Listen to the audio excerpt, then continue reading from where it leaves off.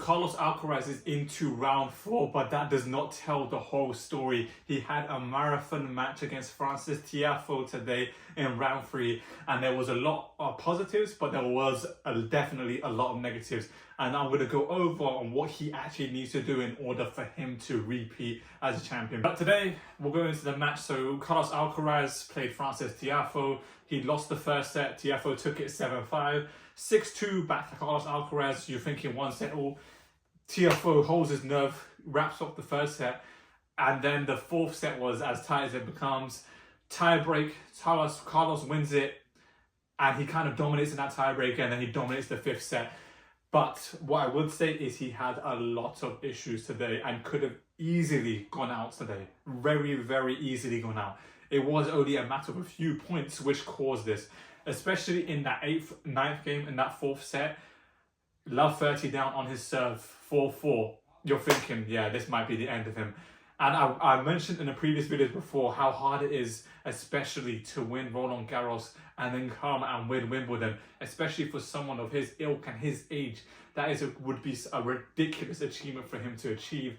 And that's me personally, that's why I don't think he will win. Although he won today, I don't see him winning Wimbledon because the sheer magnitude it takes to win those two tournaments back-to-back is one of the hardest things to do in tennis. We've seen Rafa do it, we've seen Novak do it, but when they do it, it takes so much out of them. That surface change is ridiculous.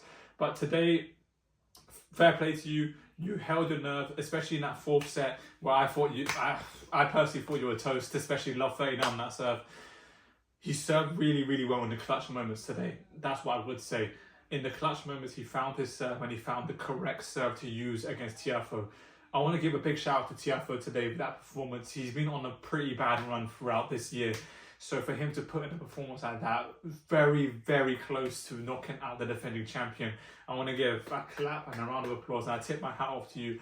But let's delve deeper into Carlos Alcaraz's actions today and what he needs to do in order for him to repeat, because we saw what he's done bad, and I'll talk about that as well.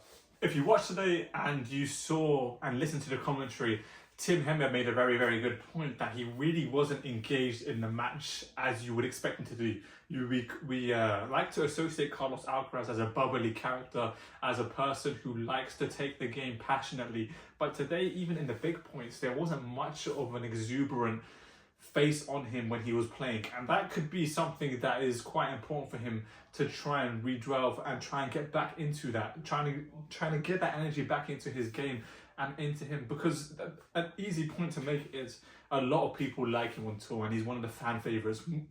9 times out of 10 when he's playing, the crowd's going to be behind him. So today, even when the crowd was behind him, he wasn't getting them motivated, jumped up and really, really behind him as much, especially in the big points. When he won them, he would just have a stoic face, and it was quite surprising to see, because you normally have a smile, he normally plays passionately, but that is something that's an easy point that I can point to today.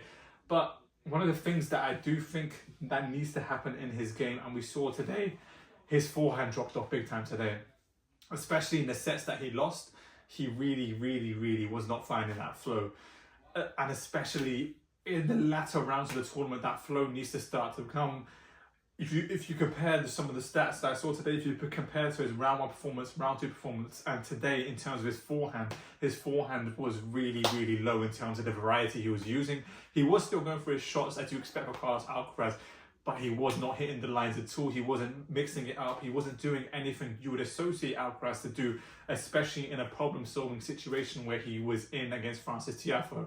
One of the key things that I want to talk about, especially with Carlos Alcaraz, is how important that forehand has to be for him to repeat. He needs to find the right mix between slicing that forehand and hitting through that forehand.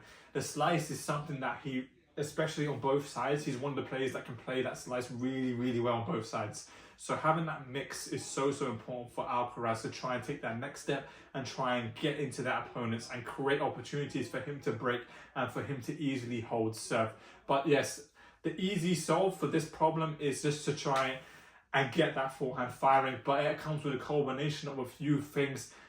He needs to start getting re-energized with the crowd, with himself, which we lacked today, and with that, I think that fix from that forehand side will happen.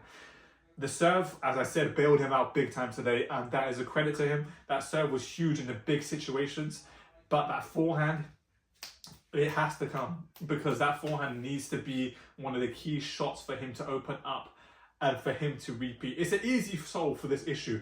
The issue is his forehand was not firing today, and that was ultimately down to him dropping 2 sets and being on the verge of getting knocked out. The easy solve, he needs to find that forehand. He is taking those risks, but he needs to take smarter risks. What I mean by that is that he can't always go for that shot.